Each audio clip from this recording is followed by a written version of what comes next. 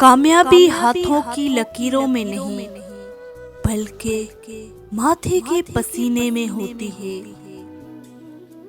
محنت اتنی خاموشی سے کرو کہ تمہاری کامیابی شور مچا دے۔ خود کو بکھرنے مت دینا کبھی بھی۔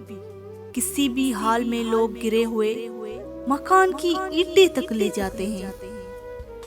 اپنے کام میں اس طرح ڈوب جاؤ کہ کامیابی کے علاوہ کچھ نہ دکھائی دے۔ صرف ایک ہی شخص آپ کی زندگی بدل سکتا ہے اور وہ آپ خود ہیں۔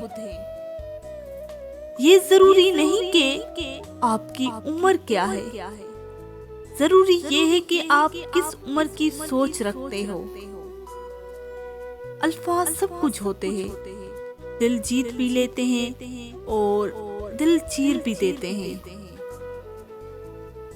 بہت غرور تھا چھت کو اونچا ہونے پر، جب ایک منزل اور بنی تب وہی چھت فرش بن گئی۔ کامیاب اپنے لیے نہ صحیح ان کے لیے کامیاب بنو جو آپ کو ناکام دیکھنا چاہتے ہیں۔